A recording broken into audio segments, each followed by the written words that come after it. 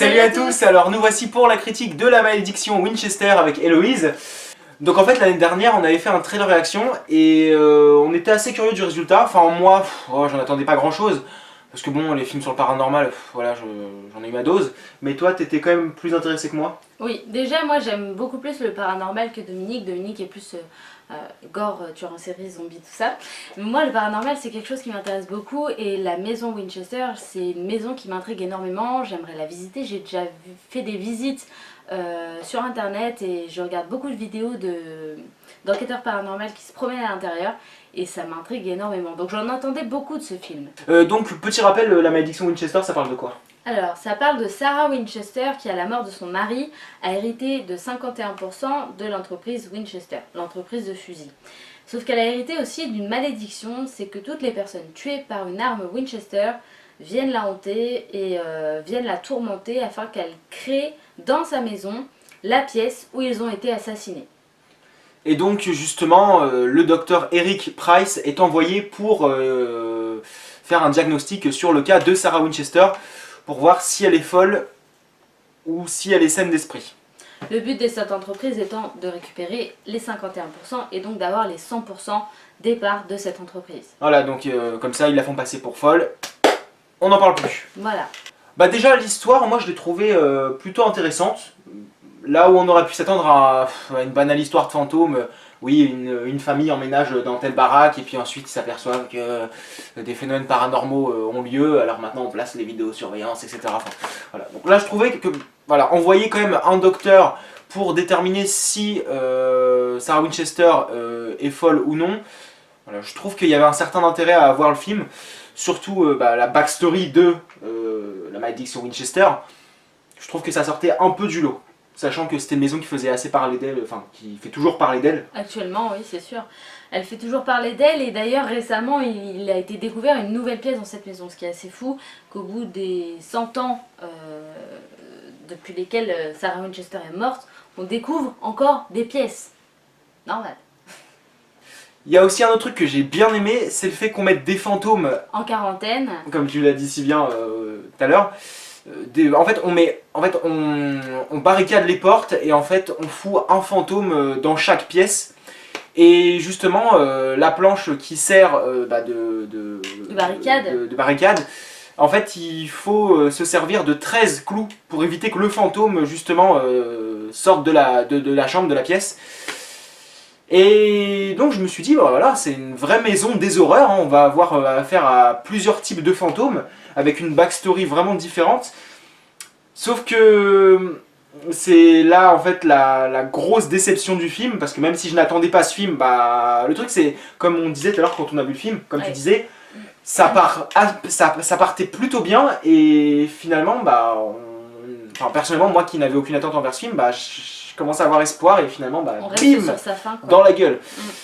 Et en fait, le gros problème en fait dans ce film, c'est qu'on s'intéresse au plus basique des fantômes. Là où on avait eu droit à une succession de scènes d'attaque orchestrées par les spectres, voilà, des spectres plutôt effrayants. Et intéressants. Voilà, surtout physiquement, enfin voilà, ils avaient une bonne gueule. Et finalement, on s'attarde, on se concentre sur un fantôme qui physiquement ne fait pas du tout peur. On croit même au départ qu'il fait partie de la galerie de personnages réels. C'est ça. Un simple soldat. C'est ça? Oui, c'est ça. Et en fait qui s'est fait juste bousiller la gueule avec des armes Winchester parce qu'il avait vengé la mort de ses frères. Voilà, juste une simple histoire de vengeance. Pourquoi nous avoir montré autant de fantômes effrayants? C'est pour finalement se concentrer que sur un seul et qui finalement en fait basique. Voilà, ça nous a réservé quand même une intrigue assez plate et je trouve ça dommage de s'être attardé là-dessus. Donc, et puis toi au niveau de l'histoire, t'avais dit que c'était incohérent. Oui, c'est ça, c'est assez incohérent le fait qu'on s'attarde sur ce personnage-là en particulier, alors qu'il y a des dizaines d'histoires qui sont sûrement bien plus intéressantes. On aurait pu avoir un tueur en série qui a tué des centaines de personnes, là ça aurait donné une autre dimension. Je comprends pas pourquoi ce fantôme-là en particulier a une énergie en plus que n'ont pas les autres esprits. Pourquoi il est aussi puissant? Pourquoi lui? Pourquoi Ben a autant d'importance dans ce film? Pourquoi il a autant d'impact comment ça se fait en fait qu'il est présent depuis le début du film, on le voit tout le long du film, comment ça se fait qu'il arrive à contrôler Henry, comment ça se fait qu'il arrive à enlever les clous des portes alors que aucun des autres esprits n'en sont capables. Pourquoi ce fantôme-là en particulier a autant d'impact alors que je suis sûre que c'est pas celui qui a l'histoire la plus terrible. On voit un personnage enchaîné, enfin je suis sûre qu'il a dû morfler celui-là. Hein. Et justement, au niveau de la galerie des personnages, le personnage de Marion Mariotte, la veuve et mère de famille, qui en fait n'a servi mais alors, strictement à rien. Même si c'est une bonne actrice, d'ailleurs la galerie d'acteurs qui est plutôt correcte. Ouais, franchement j'étais convaincu. D'ailleurs l'actrice justement de la veuve, Sarah Snook, que j'avais découverte dans Jezabel, d'ailleurs sympathique film fantastique dans la lignée de la Porte des Secrets, donc assez bonne actrice. Bah là je trouve que son personnage, elle servait à rien. Parce que elle se prétendait en mère battante. Oui c'est ça, elle a fait tout un speech en disant je suis battante, je suis mère, je ne me laisse pas faire, vous ne me faites pas peur. Mais il se passe rien, il t'arrive rien. Oui voilà, elle a pas de pouvoir, alors qu'on a Sarah Winchester et Rick Price à côté, elle clairement c'est un grain de sable. Et là aussi je me suis dit mais pourquoi? En fait j'ai l'impression qu'ils l'ont mise dans ce film juste pour lui offrir un rôle. C'est ça. C'est exactement ce que j'avais dit à peu près sur l'exorcisme de Anna Grace, sauf que là c'était plus sur le film en lui-même qui était catastrophique. On en fait un film pour faire un film, ça nous fait un petit film en plus sur le CV, une expérience en plus, basta. Et bah là pour l'actrice j'ai l'impression que c'était pareil. On lui a offert un rôle pour étoffer son CV. Après je dis pas, en tant qu'actrice elle est bonne, mais pour son personnage, voilà, pour moi ils l'ont mise dedans juste pour essayer d'étoffer le truc.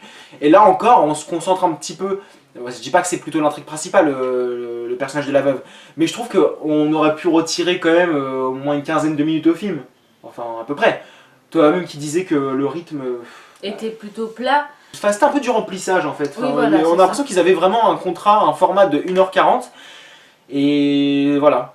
Après, je suis un poil moins déçu que toi au niveau du rythme. Un procédé qui est à la mode et qui n'est pas toujours bien traité, c'est la succession de jumpscares. Parce que j'avais parlé d'attaque de fantômes, il y avait des jumpscares qui étaient assez réussis, mais il y en a pas mal aussi dans ce film qui étaient juste inutiles. Donc encore une fois, on a l'impression que c'était du remplissage. C'est ça. En fait, il faut se dire que les jumpscares c'est bien, mais il faut pas que l'horreur soit fondée uniquement sur ça. Il faut pas que l'ambiance soit plate. Il y a un jumpscare, on monte et on redescend, c'est plat. Il y a un jumpscare, on monte. Il faut pas que ce soit ça le film entier. Et là, c'est un peu ça qui se passe en fait. Bah c'est ça en fait, parce qu'on trouve des scènes prétextes pour nous faire sursauter. Et justement, comme tu dis, voilà, faut pas que ça se résume à ça pour créer une histoire. Et comme la fameuse scène du doigt là, qui sortait du tuyau de communication. Comme tu l'as dit d'ailleurs, quand on a regardé le film, pourquoi en fait qu'est-ce que ça fout là en fait? C'est le doigt de qui? Qu'est-ce que ça fait là? On aurait pu entendre un petit grognement, ça aurait fait son effet encore mieux quoi. C'est ça. Donc même en général, moi je vois ça un peu comme ça. Alors oui, des jumpscares, oui, faire sursauter, d'accord. Mais moi quand il y a beaucoup de jumpscares comme ça qui sont pas du tout justifiés, fondés, j'ai l'impression que c'est un manque de confiance de la part des créateurs du film parce qu'ils n'arrivent pas à nous faire peur. Alors du coup, ils essaient de nous faire sursauter, de nous surprendre, de nous réveiller un petit peu. C'est un peu comme si justement, on n'arrive pas à vous faire peur, réveillez-vous, faut qu'on continue notre histoire. Suivez-nous encore le temps de la demi-heure qui reste. Et c'est tout. Et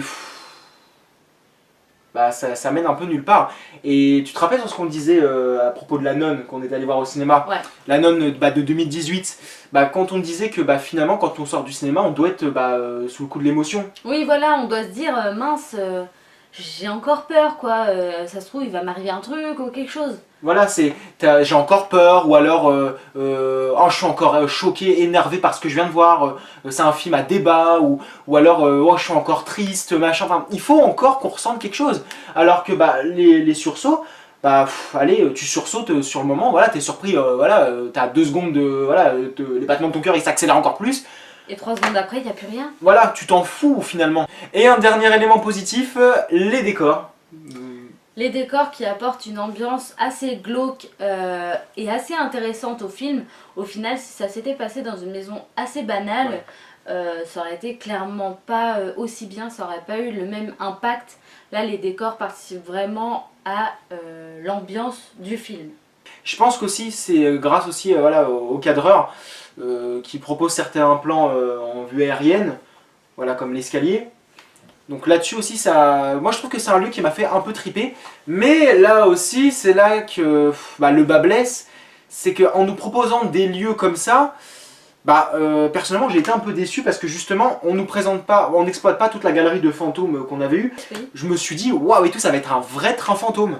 Et quand tu vois les lieux, y compris l'escalier sans fin, ou même pas mal de couloirs, ou même quand tu vois la baraque de l'extérieur, mais je me suis dit ouais, ça va être une véritable maison de l'horreur. C'est limite ça aurait pu s'appeler Death House, Ouais. mais ou Ghost Train, enfin tu vois. Et finalement je me suis dit merde, on n'a pas de course poursuite avec des fantômes vraiment monstrueux avec les personnages dans les escaliers. Il n'y a pas de course poursuite pour nous apporter une certaine tension. Voilà, un peu plus de tension, parce qu'en fait les seuls moments où on se sentait tendu, c'était les seuls moments où en fait où on se disait ah on va sursauter, on va sursauter. Oui, parce qu'on sentait aussi les jumpscares arriver. Clairement, on savait que ça allait arriver. On était surpris parce qu'on savait pas exactement à quel moment, mais on savait que ça allait arriver quoi. Même avant d'avoir vu le film, dans la bande-annonce, Oui. tu te rappelles quand Oui, je... oui. je l'avais fait sursauter, et puis parce que je savais que c'était supposé nous faire sursauter. Mais non, ça marche pas comme ça, il faut du suspense, faut qu'on soit à fond là-dedans. Donc voilà, vous l'aurez compris, hein, ce film c'est vraiment le pour et le contre. Donc quelle note lui donnes-tu? Du coup, comme effectivement on a à peu près autant de points négatifs que de points positifs, je mettrais la note médiane 5. 5 sur 10 aussi. C'est pas, comme je dis, c'est pas le film catastrophique comme on me l'a souvent dit. On a envie d'aller au bout en fait, on a envie de le finir, on n'a pas envie d'arrêter et de dire bon, on passe à autre chose. On a envie de le finir quand même. Donc finalement en fait c'est pas une déception qu'il soit pas sorti au cinéma. Non, ouais. Parce qu'il y a beaucoup de films d'horreur qui sont pas sortis au cinéma et en fait j'avais un peu la honte pour eux. J'étais quand même assez énervé. Des fois il y a les réalisateurs de certains films qui sont étonnés même que leurs films ne sortent pas en France. Donc on vous remercie d'avoir accordé du temps à notre vidéo.